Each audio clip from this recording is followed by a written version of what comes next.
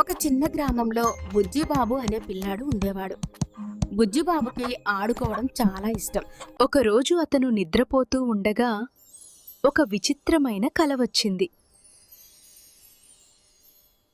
Hello Bujjibabu,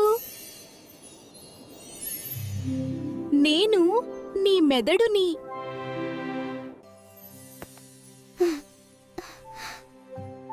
నువ్వేం చేస్తావు మామయ్య? నువ్వు ఆలోచించడం, గుర్తుపెట్టుకోవడం, చదవడం, ఆటలు గెలవడం అన్నీ నా వల్లే జరుగుతాయి. నన్ను బాగా వాడితే నేనింకా బలంగా మారుతాను. అయితే నిన్ను ఎలా బలంగా ఉంచాలి? చదవాలి, కొత్త విషయాలు నేర్చుకోవాలి, మంచి ఆహారం తినాలి, ఎక్కువగా మొబైల్ చూడకూడదు, బాగా నిద్రపోవాలి. అంతే, బుజ్జిబాబు నిద్రలేచాడు. ఆ రోజు నుంచి రోజూ చదవడం మొదలుపెట్టాడు. ఆటలతో పాటు ఆలోచన గేమ్స్ కూడా ఆడాడు. కొన్ని రోజుల తర్వాత బుజ్జిబాబు క్లాస్లో ఫస్ట్ వచ్చాడు. అప్పుడతను అనుకున్నాడు, నా మెదడే నా నిజమైన సూపర్ పవర్.